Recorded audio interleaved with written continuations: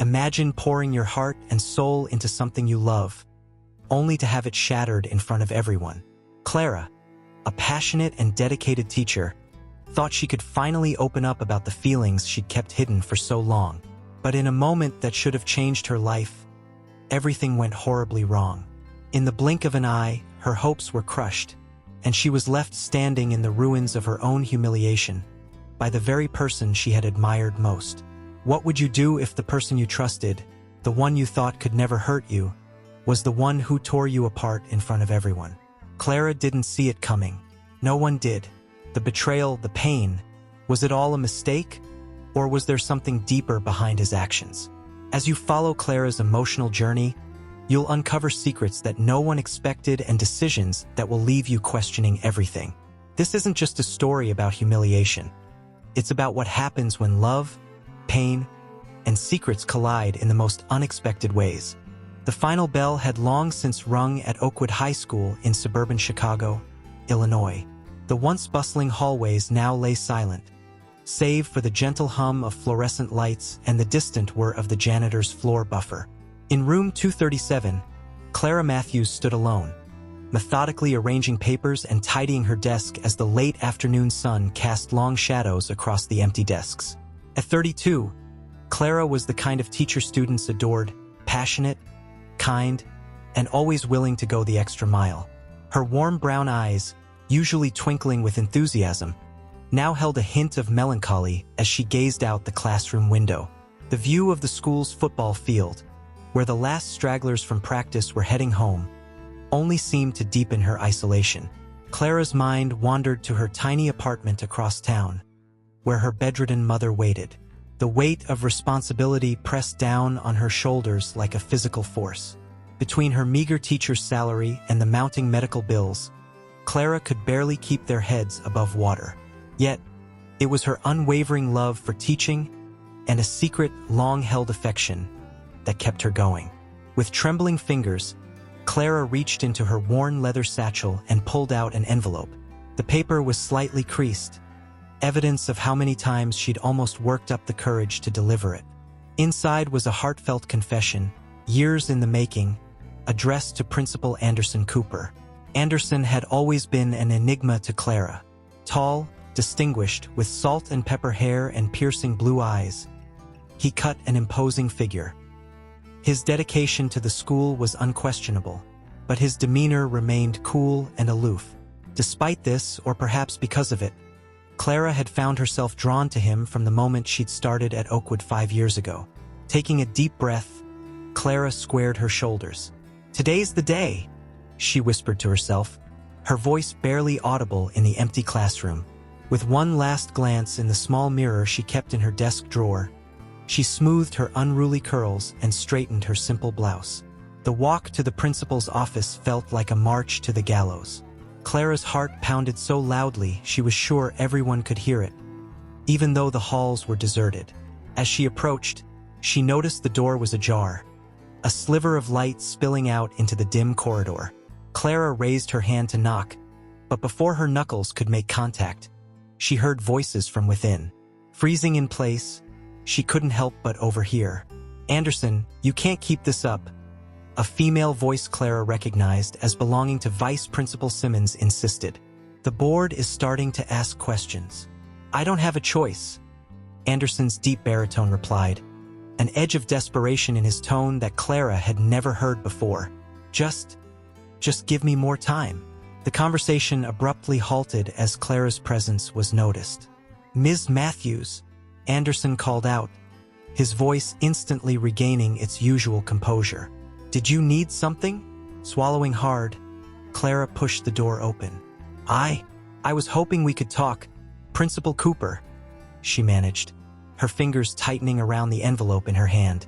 Anderson's steely gaze flickered to the letter, then back to Clara's face. For a moment, something akin to panic flashed in his eyes, but it vanished so quickly Clara wondered if she'd imagined it. "Actually, Ms. Matthews, I'm glad you're here," Anderson said, his tone suddenly cold and businesslike. "Please come in. We need to discuss your performance." Clara's stomach dropped as she stepped into the office.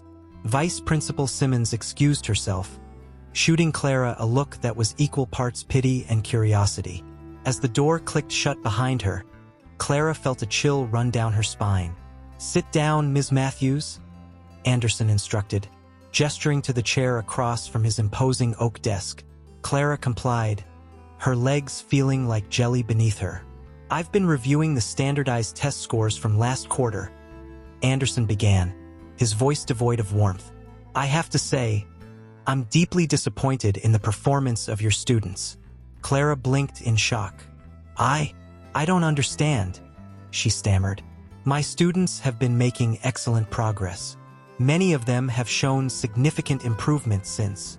"Improvement isn't enough, Ms. Matthews," Anderson cut her off sharply. "Your class has the lowest overall scores in the entire school. It's unacceptable." The words hit Clara like a physical blow. She opened her mouth to defend herself, but Anderson wasn't finished. "I expected better from you," he continued, his voice rising. "I've given you chance after chance to prove yourself, but it seems my faith in you was misplaced." Tears pricked at the corners of Clara's eyes as she struggled to comprehend what was happening. This couldn't be real. It had to be a nightmare. Just then, the door to the office swung open. Several other teachers, on their way out for the day, paused in the doorway, drawn by the commotion. Anderson barely spared them a glance as he continued his tirade. "Perhaps you're simply not cut out for this profession, Ms. Matthews. Your inability to motivate your students is a disgrace to this institution." A low murmur rippled through the small crowd gathering in the doorway. Clara felt her cheeks burning with humiliation as she realized her colleagues were witnessing her public dressing down. "Principal Cooper, please," Clara choked out, her voice barely above a whisper. "If you just look at the individual progress reports, you'd see." "I've seen enough," Anderson snapped, rising from his chair. His imposing figure seemed to loom over Clara, who shrank back in her seat. "I suggest you seriously reconsider your future at Oakwood, Ms. Matthews. That will be all." Clara stumbled to her feet, her vision blurred by unshed tears. The letter she'd come to deliver fell from her trembling hands, forgotten, as she rushed past her stunned colleagues and into the hallway. As she ran, sobs threatening to overwhelm her, Clara couldn't shake the image of Anderson's face. For a split second, just before she'd fled, she could have sworn she saw a flicker of anguish in his eyes, a pain that seemed to run deeper than mere professional disappointment. But that couldn't be right, could it? Not after what he'd just done to her. Bursting through the school's main doors, Clara gulped in the crisp autumn air. Her mind reeled as she tried to make sense of what had just happened. How had her moment of courage turned into such a nightmare? And why did she have the nagging feeling that there was more to Anderson's cruel outburst than met the eye? As the sun dipped below the horizon, casting long shadows across the school grounds, Clara leaned against her beat-up Honda Civic. Her dream of confessing her feelings lay shattered at her feet, replaced by a swirling mixture of humiliation, confusion, and heartbreak. Little did Clara know, this devastating encounter was just the beginning. The truth behind Anderson's actions, and the chain of events about to unfold, would shake the foundations of everything she thought she knew about love, loyalty, and the power of forgiveness. The harsh fluorescent lights of Oakwood High's corridors seemed to buzz louder than usual as Clara Matthews made her way to her classroom. It had been 3 days since her humiliating encounter with Principal Anderson Cooper, but the sting of his words still felt as fresh as an open wound. As she walked, Clara could feel the weight of whispered conversations and furtive glances from her colleagues. The news of her public dressing down had spread through the school like wildfire, leaving a trail of gossip and speculation in its wake. "Did you hear? Apparently, her students are the worst in the school." Clara overheard a young math teacher say to the school librarian as she passed the staff room. "Such a shame," the librarian replied, shaking her head. "She always seemed so dedicated." Clara quickened her pace, her cheeks burning with shame. She'd spent the weekend in a daze, alternating between bouts of tears and numbness. Her mother, despite her own health struggles, had tried to comfort her, but Clara couldn't bring herself to reveal the full extent of her humiliation, or the crush she'd harbored for so long. Slipping into her classroom, Clara let out a shaky breath. She'd arrived early, hoping to avoid as many people as possible. As she began setting up for the day's lessons, her eyes fell on the framed photo on her desk. A picture of her late father on his last day as a Chicago firefighter. His proud smile and kind eyes seemed to mock her now, a reminder of how far she'd fallen short of his legacy of service and respect. The first bell rang, jolting Clara from her reverie. As her students filed in, she plastered on a smile that didn't quite reach her eyes.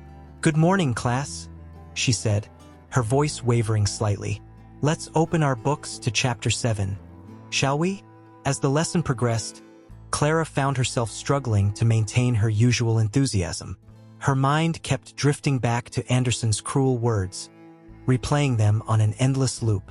She'd always prided herself on her ability to connect with her students, especially those who needed extra support. Had she really failed them so completely? Midway through the class, a hesitant hand rose in the back row. "Ms. Matthews."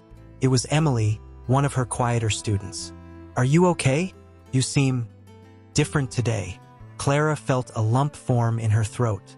"I'm fine, Emily," she managed, forcing a smile. "Just a little tired. Now, let's continue with our discussion of To Kill a Mockingbird, shall we?" As the final bell rang, signaling the end of the school day, Clara sank into her chair, exhausted. She'd made it through, but barely. The thought of facing tomorrow, and the day after that, filled her with dread. A soft knock on her classroom door made her look up.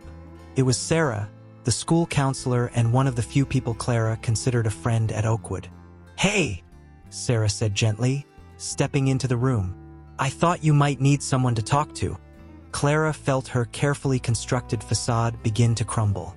"I don't understand, Sarah," she whispered, her voice cracking. "Why would he do that to me? In front of everyone?" Sarah pulled up a chair, her face etched with concern.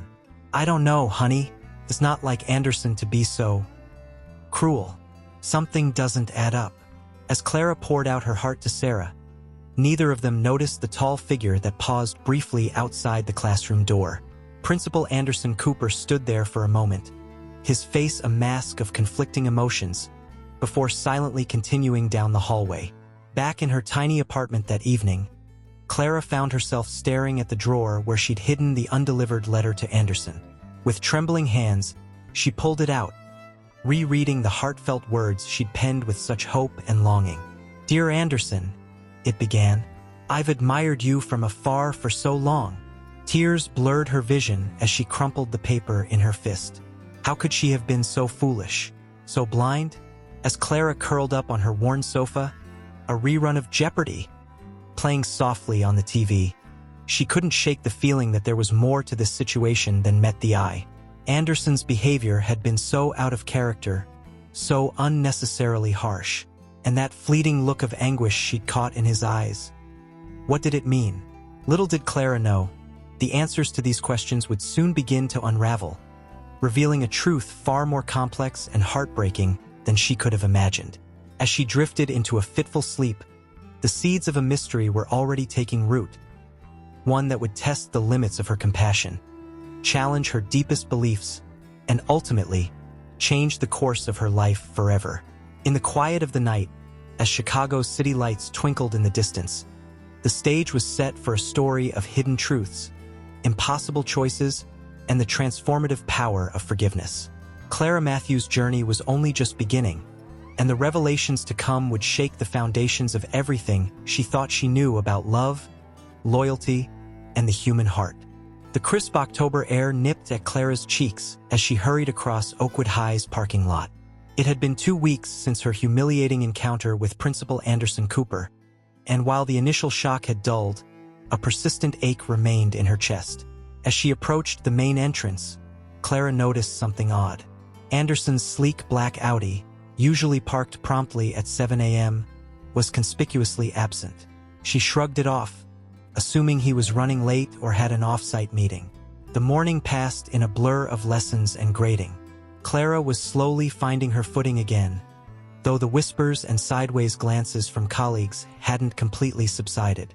As she headed to the teacher's lounge for lunch, she overheard a snippet of conversation that made her pause. Third time this month, Vice Principal Simmons was saying, her voice low but urgent. The school board is starting to ask questions about his absences. Do you think it has something to do with his behavior lately? This was Mr. Grayson, the elderly history teacher. He's been so erratic. Clara's heart raced. She knew eavesdropping was wrong, but she couldn't help herself. She lingered by the water cooler, straining to hear more. I don't know, Simmons replied, sounding worried. But something's definitely not right. Did you see how he tore into poor Clara Matthews?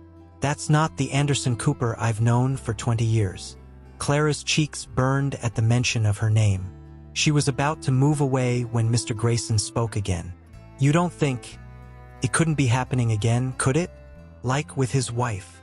Before Clara could hear the response, the lunch bell rang, startling her. She quickly grabbed her salad and retreated to her classroom, her mind whirling with questions.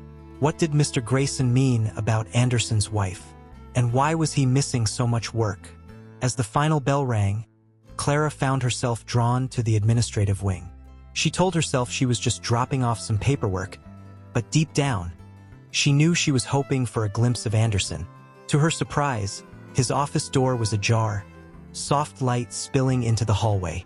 Clara hesitated, then gently knocked. Principal Cooper? She called softly.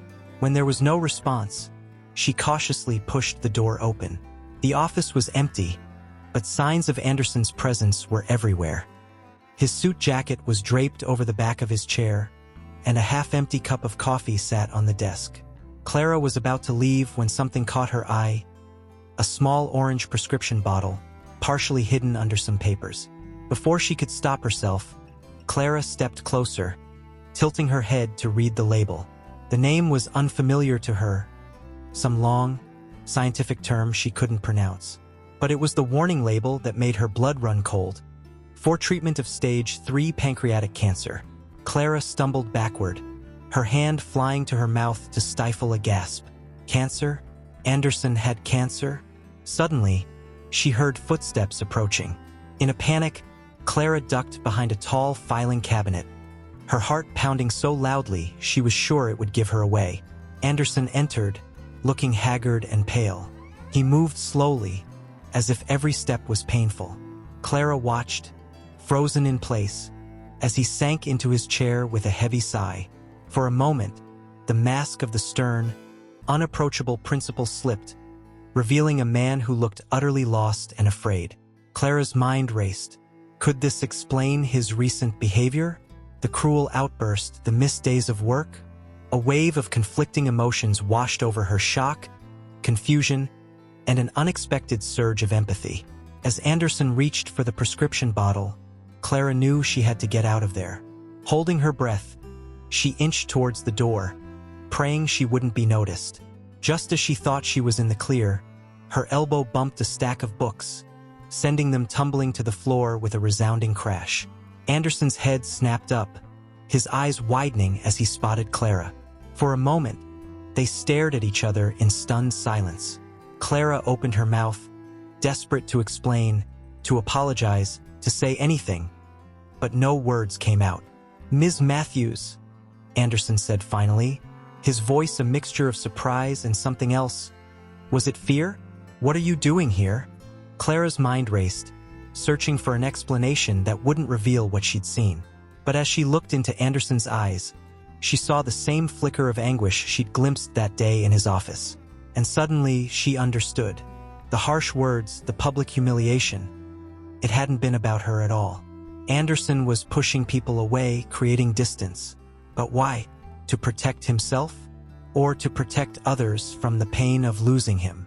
I'm sorry, Clara stammered, backing towards the door. I shouldn't have. I didn't mean to.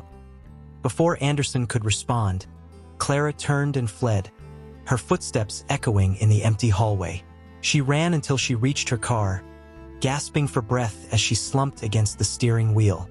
As the sun began to set over Chicago's skyline, casting long shadows across the school parking lot, Clara sat there, trying to process what she'd discovered. The man she'd admired from afar, the man who'd crushed her spirit with his cruel words, was facing a battle far greater than she could have imagined. Now, Clara found herself at a crossroads. What should she do with this knowledge? Confront Anderson? Tell someone? Or keep his secret, respecting his privacy even as it tore her apart? As she finally started her car and pulled out of the parking lot, Clara knew one thing for certain: nothing would ever be the same again. The truth she'd stumbled upon would set in motion a chain of events that would test her compassion, challenge her convictions, and ultimately lead her to question everything she thought she knew about love, forgiveness, and the human capacity for redemption. Little did Clara know, her discovery was just the beginning. The journey ahead would take her to emotional depths she never knew existed, forcing her to confront her own fears and prejudices, and ultimately teaching her the true meaning of unconditional love. As she drove home through the bustling streets of Chicago, the weight of her newfound knowledge pressing heavily on her heart, Clara Matthews had no idea that her life was about to change in ways she could never have imagined. The following week crawled by in a haze of conflicting emotions for Clara. Every time she caught a glimpse of Anderson in the hallways, her heart clenched with a mixture of sympathy and lingering hurt. The secret she carried felt like a physical weight, pressing down on her chest and making it hard to breathe. It was a crisp Friday afternoon when everything came to a head. Clara had just finished her last class and was erasing the whiteboard when a soft knock on her classroom door made her turn. "Ms. Matthews." It was Vice Principal Simmons, her usual crisp demeanor replaced by an air of concern. "Could you come with me, please? Principal Cooper would like to see you in his office." Clara's stomach dropped. She nodded mutely, following Simmons down the now familiar path to the administrative wing. As they approached Anderson's office, Clara's palms began to sweat. Did he know she had discovered his secret? Simmons gave her an encouraging smile before opening the door. "Go on in," she said softly. "And Clara, whatever happens, just remember, there's always more to the story than we can see."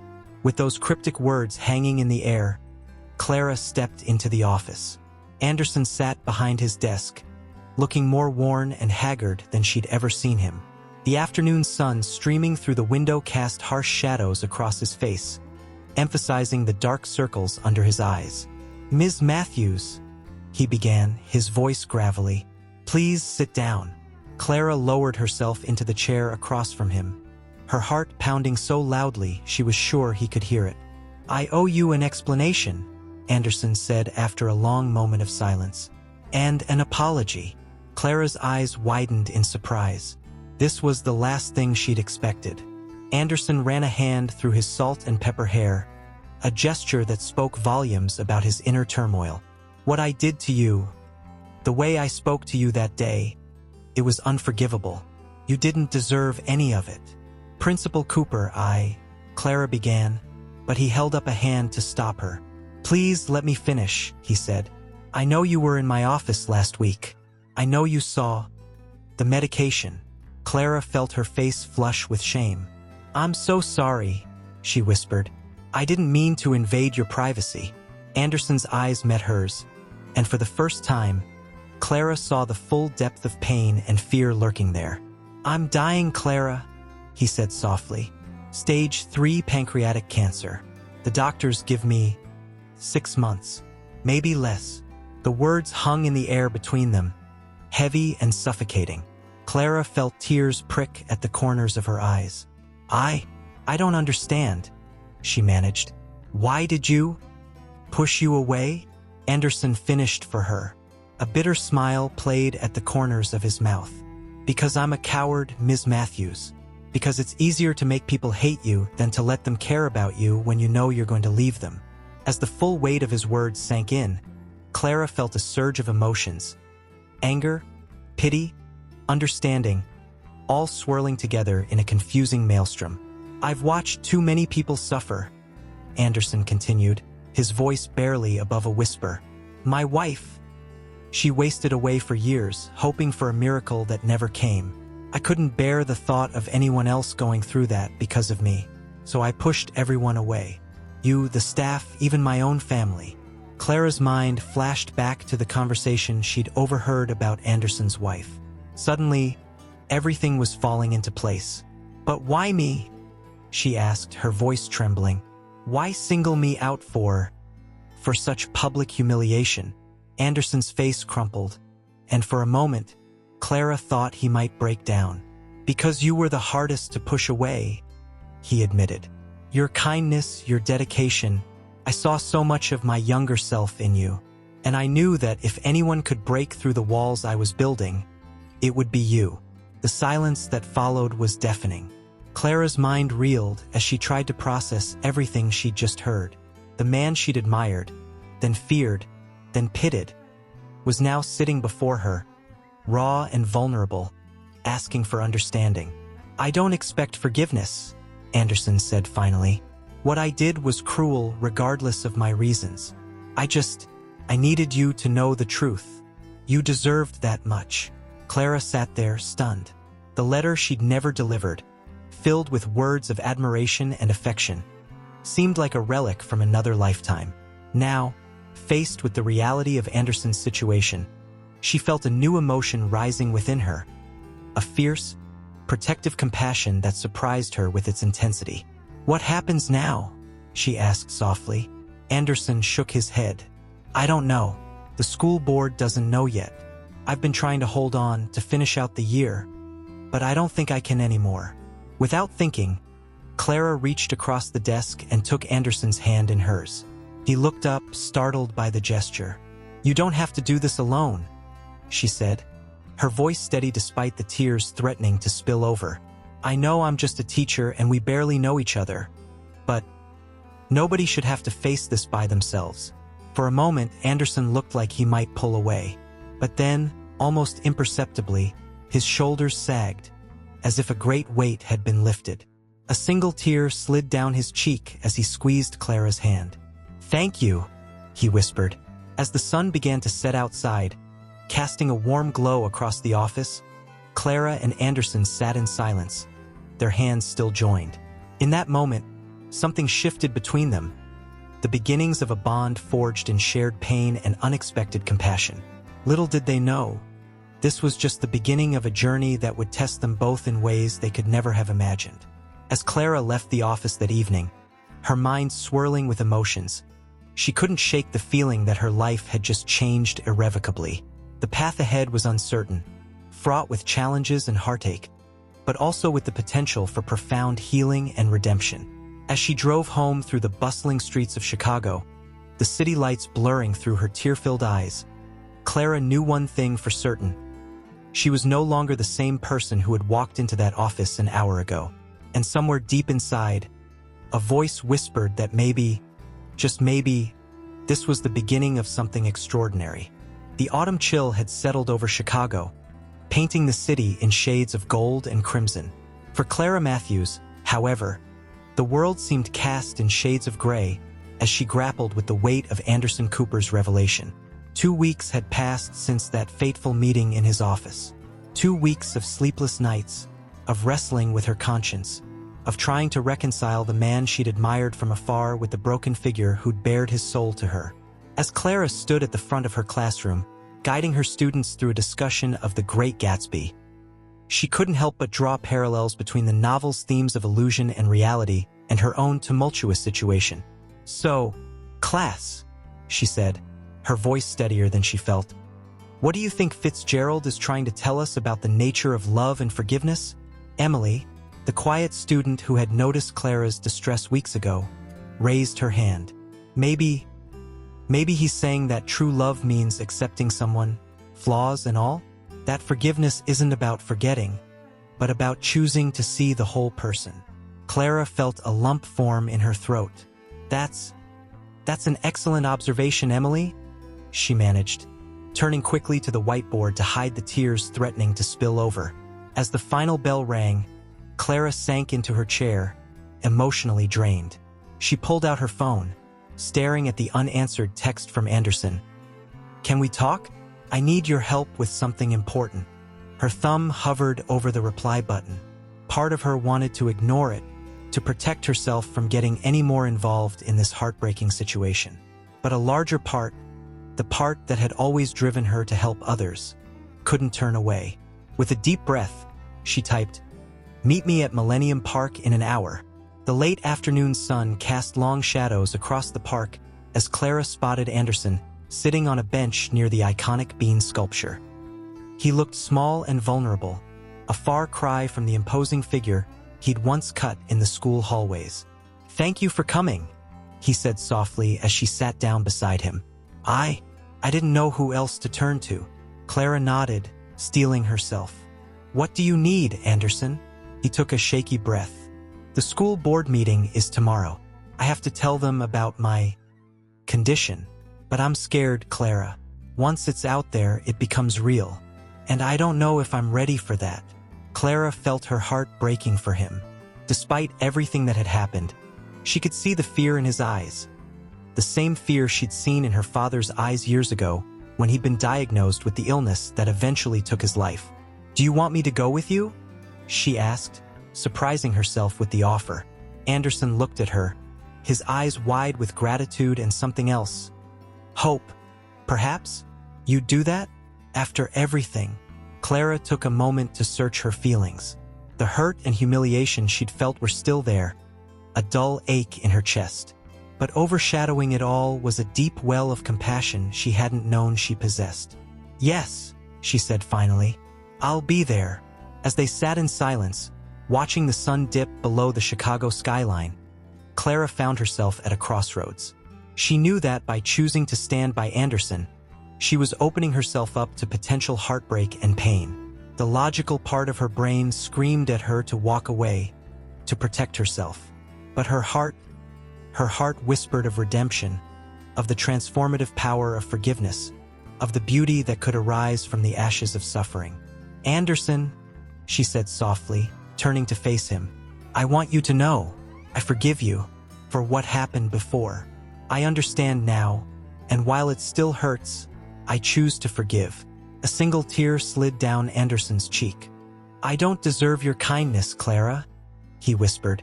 "Maybe not," she replied, a small smile playing at the corners of her mouth. "But that's the thing about kindness. It's not about deserving. It's about choosing to see the humanity in each other, even when it's hard." As they sat there, two broken people finding solace in each other's company, Clara felt a shift in her soul.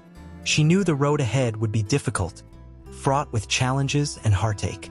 But she also knew, with a certainty that surprised her, that this was where she was meant to be. The Chicago wind whipped around them, carrying with it the promise of change. Clara Matthews, the teacher who had always put others first, now faced the most difficult lesson of her life, learning to open her heart to someone she knew she would lose. As the lights of the city began to twinkle to life around them, Clara made her choice. She would walk this path with Anderson wherever it might lead. In doing so, she would discover depths of strength, compassion, and love she never knew she possessed. Little did she know, this decision would set in motion a series of events that would not only change her life forever, but touch the lives of everyone at Oakwood High. The journey ahead would be one of pain and beauty, of loss and redemption, a testament to the indomitable spirit of the human heart. As Clara and Anderson left the park that evening, walking side by side into an uncertain future, the stage was set for a story of extraordinary courage, unlikely friendship, and the transformative power of unconditional love. The morning of the school board meeting dawned cold and gray, a fitting backdrop for the emotional storm brewing within Clara Matthews. As she stood before her bathroom mirror, adjusting her collar for the 10th time, she couldn't shake the feeling that today would change everything. "You can do this," she whispered to her reflection, trying to summon the strength she wasn't sure she possessed. The drive to Oakwood High felt surreal. The familiar streets of Chicago passed by in a blur as Clara's mind raced with possibilities. What would the board say? How would the staff react? And most importantly, how would Anderson handle it all? As she pulled into the parking lot, she spotted Anderson's Audi, parked crookedly in its usual spot. Her heart clenched at the sight. Taking a deep breath, she made her way to the main entrance. The hallways were eerily quiet, most students having left for the day. Clara's footsteps echoed as she approached the conference room where the board meeting was to be held. Through the glass panel in the door, she could see Anderson sitting alone, his head in his hands. Gathering her courage, Clara knocked softly before entering. Anderson looked up, his face a mask of fear and resignation. "You came," he said, his voice barely above a whisper. Clara nodded, taking the seat next to him. "I said I would." For a moment, they sat in silence, the weight of what was to come hanging heavy between them. Then, almost imperceptibly, Anderson reached out and took Clara's hand in his. The gesture, so small yet so profound, nearly undid her. "Anderson," Clara began, her voice trembling slightly, "before we go in there, I need to know. Are you sure about this? About telling them everything?" He turned to her, his eyes filled with a mix of pain and determination. "I have to, Clara. I can't keep living this lie. It's eating me alive." Clara squeezed his hand, offering what comfort she could. "Then I'm here, whatever happens." The door opened, and Vice Principal Simmons entered, followed by the members of the school board. Their faces were serious, curious about the urgent meeting Anderson had called. As everyone took their seats, Clara felt Anderson tense beside her. She gave his hand one final squeeze before letting go, silently communicating her support. Anderson stood, his legs visibly shaking. "Thank you all for coming," he began, his voice steadier than Clara had expected. "I've called this meeting because I have something important to tell you, something that will affect the future of Oakwood High." The room fell silent as Anderson took a deep breath. "I have stage 3 pancreatic cancer," he said, the words hanging in the air like a thunderclap. "The doctors give me 6 months, maybe less." The reaction was immediate. Gasps of shock, murmurs of disbelief, and one choked sob from the corner where Mrs. Hendricks, the elderly English department head, sat with her hand over her mouth. As Anderson continued, explaining his prognosis and the need for immediate action to ensure a smooth transition for the school, Clara watched the faces around the room. She saw shock, sadness, and in some cases, a dawning understanding as people began to piece together Anderson's recent behavior. When he finished speaking, the room was silent for a long moment. Then, to Clara's surprise, Mr. Grayson, the history teacher who had gossiped about Anderson weeks ago, stood up. "Anderson," he said, his voice thick with emotion, "I think I speak for all of us when I say, we're here for you, whatever you need, however we can help.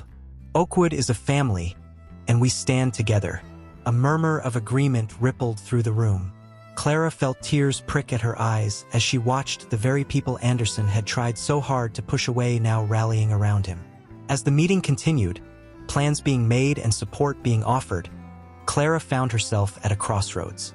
The past few weeks had been a whirlwind of emotions: hurt, anger, confusion, and now, a deep, aching compassion. She realized that forgiveness wasn't just a single act, but a continual choice. When the meeting finally adjourned, Clara and Anderson found themselves alone once more. He turned to her, his eyes brimming with unshed tears. "I don't know how to thank you," he said softly, "for being here, for everything." Clara took a deep breath, knowing that her next words would shape the path ahead. "Anderson," she began, her voice steady despite the tumult in her heart, "I want you to know that I'm here, not just for today, but for whatever comes next. If you'll let me, I want to help you through this." Anderson looked at her, a mix of gratitude and fear in his eyes. "Clara, I can't ask that of you. The road ahead, it's going to be hard. Ugly. I don't want to burden you with—" "It's not a burden," Clara interrupted, surprising herself with her conviction. "It's a choice, my choice, and I choose to be here to help you fight this, to be your friend." The word friend hung in the air between them, loaded with meaning. It wasn't the romantic love Clara had once dreamed of, but something deeper, more profound, a connection forged in the crucible of shared pain and mutual understanding. As they left the conference room together, stepping out into the crisp Chicago evening, Clara felt a shift in her soul. The path ahead was uncertain, fraught with challenges she could scarcely imagine. But she knew, with a certainty that both terrified and exhilarated her, that this was where she was meant to be. The The city lights flickered to life around them, a testament to the resilience of human spirit in the face of darkness. As Clara and Anderson walked side by side towards an unknown future, the stage was set for a journey of profound healing, unexpected joy, and the transformative power of unconditional love. Little did they know, their story was far from over. The coming months would test them in ways they could never have imagined, pushing the boundaries of friendship, compassion, and the very essence of what it means to truly live in the face of death. But for now, in this moment, they had taken the first step together, a step towards forgiveness, towards hope, and towards a love that transcends all boundaries. The harsh winter wind whipped through the streets of Chicago as Clara Matthews made her way through the sliding doors of Northwestern Memorial Hospital. The sterile smell of disinfectant hit her nostrils, a stark reminder of the gravity of her visit. 3 months had passed since Anderson's revelation to the school board. 3 months of chemotherapy, of good days and bad, of small victories and crushing setbacks. And through it all, Clara had been there, a steadfast presence in the storm. As she approached the oncology ward, Clara's mind drifted back to the journey that had brought her here. The initial awkwardness had given way to a deep, unspoken understanding. She'd held Anderson's hand through brutal chemo sessions, laughed with him over bad hospital food, and sat in silence when words failed them both. "Ms. Matthews," a familiar voice called out. It was Dr. Patel, Anderson's oncologist. Her face was grave as she approached. "I'm glad you're here. Mr. Cooper has been asking for you." Clara's heart sank. "How is he?" Dr. Patel's eyes softened with compassion. "I'm afraid the latest scans show significant progression. We're looking at days now, not weeks." The world seemed to tilt on its axis. Clara steadied herself against the wall, trying to process the news. She'd known this day was coming, had tried to prepare herself, but the reality of it was overwhelming. "Does he know?" she managed to ask. Dr. Patel nodded. "We told him this morning. He's been remarkably calm about it all." Taking a deep breath, Clara squared her shoulders. "Thank you, doctor. I'll go see him now." As she entered Anderson's room, the sight before her nearly broke her resolve. The once imposing figure was now a shadow of his former self, thin and pale against the stark white hospital sheets. But his eyes, when they met hers, still held that spark of determination she'd come to admire. "Clara," he said, his voice weak but warm, "I was hoping you'd come." She moved to his bedside, taking his frail hand in hers. "Of course I came. Where else would I be?" A ghost of a smile played on Anderson's lips. "You know, when I first got this diagnosis, I thought pushing everyone away was the kindest thing I could do. But you showed me how wrong I was." Clara felt tears pricking at her eyes. "Anderson, Let me finish," he interrupted gently. "These past few months, you've given me something I never expected to have again. Friendship, understanding, a reason to keep fighting, even when it seemed hopeless." Clara's tears fell freely now. "You've given me just as much," she whispered. "You've taught me about courage, about facing your fears head-on." Anderson's grip on her hand tightened slightly. "Clara, I need to ask you for one last thing. One last act of love." "Anything," she replied without hesitation. "Live," he said simply. "When I'm gone, promise me you'll live. Not just exist, but really live. Love fiercely. Take chances. Be the incredible teacher and person I know you are." Clara's heart swelled with a mixture of grief and profound gratitude. "I promise," she managed through her tears.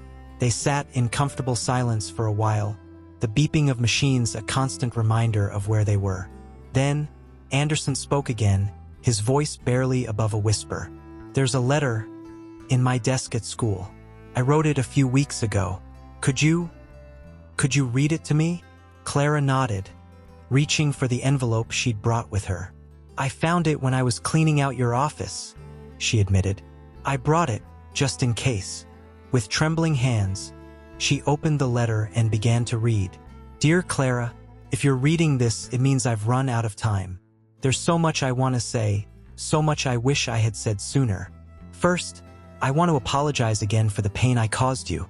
My fear and selfishness led me to hurt the one person who saw through my walls. I will always regret that. But more than that, I want to thank you.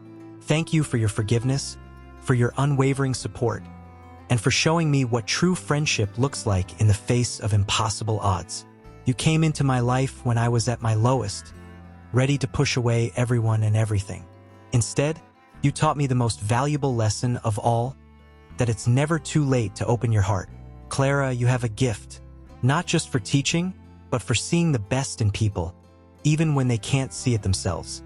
Don't ever lose that. Remember me, but don't mourn me for too long. Instead, take the love you've shown me and spread it to others. Be the light in someone else's darkness, just as you were in mine.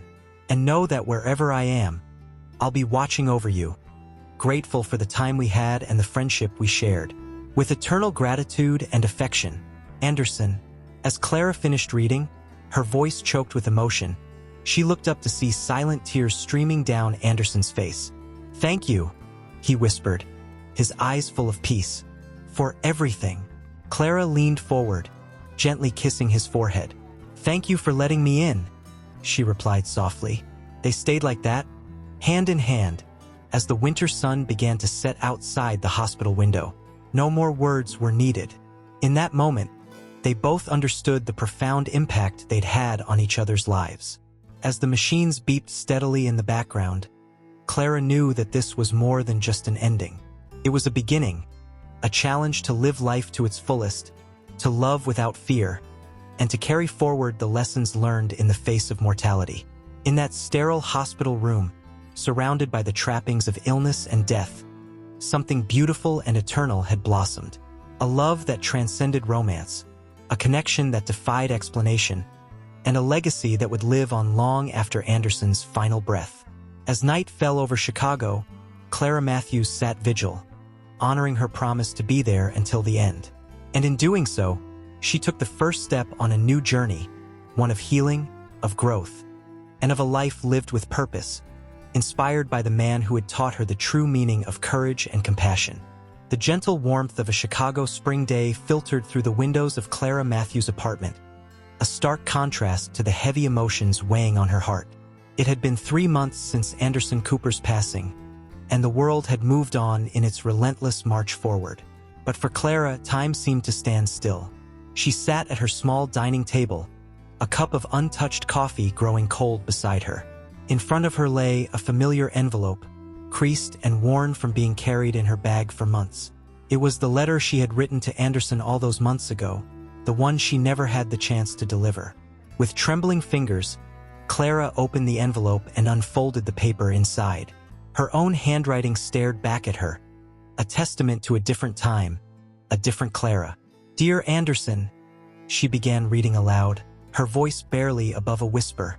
I've admired you from afar for so long, and I've finally found the courage to put my feelings into words. Your dedication to Oakwood, your passion for education, and the way you inspire both students and staff have captivated me since the day I started teaching here. There's a spark in your eyes when you talk about the future of our school, a fire that ignites something within me. Your strength, your vision, and yes, even your moments of vulnerability that you try so hard to hide. They've all combined to create a man I can't help but fall for. I know this letter might come as a surprise, and I understand if you don't feel the same way. But I couldn't let another day go by without letting you know how much you mean to me, not just as a principal, but as a man who has stolen my heart. Perhaps this is unprofessional, perhaps it's naive, but I believe that sometimes we need to take a leap of faith. And this is mine, with hope and affection, Clara. As she finished reading, Clara felt a tear slide down her cheek. The words felt like they were written by a different person, a Clara who hadn't yet experienced the profound journey of the past few months. She stood up, letter in hand, and walked to the window. The Chicago skyline stretched out before her, a reminder of the vast world beyond her grief. Anderson's last words echoed in her mind. Live, Clara. Really live. In that moment, Clara made a decision. She wouldn't let this letter, this remnant of her past, hold her back any longer. It was time to honor Anderson's memory by embracing life fully, just as he had asked. With a deep breath, Clara picked up her phone and dialed a familiar number. "Sarah? It's Clara. Listen, I've been thinking about that position you mentioned, the one at the youth center. Is it still available?" As she listened to her friend's excited response, Clara felt a small smile tugging at her lips. It wasn't much, but it was a start. A step towards living the life Anderson had encouraged her to pursue. She glanced down at the letter one last time before gently folding it and placing it in a keepsake box on her bookshelf. It would stay there, a reminder of where she had been and how far she had come. As the sun began to set, painting the Chicago sky in hues of orange and pink, Clara felt a sense of peace wash over her. She knew the road ahead wouldn't be easy, that there would still be days of sadness and moments of doubt. But she also knew that she carried with her the strength of Anderson's love and the lessons of their extraordinary friendship. In the end, their story wasn't just about loss or missed opportunities. It was about growth, about finding light in the darkest of places, and about the transformative power of unconditional love. Clara Matthews stood at the threshold of a new chapter in her life. As she looked out at the city she called home, she whispered a quiet thank you to the man who had changed her life in ways she never could have imagined. "I'll make you proud, Anderson," she promised softly. "I'll live." And with those words, Clara took the first step into her future, carrying with her the memory of a love that had redeemed them both. So, if you haven't subscribed yet, click the subscribe button below and join our community. Based on your interests, we've picked this story for you that's showing on your screen right now. Click to watch it now. We're sure you'll love it. See you next time.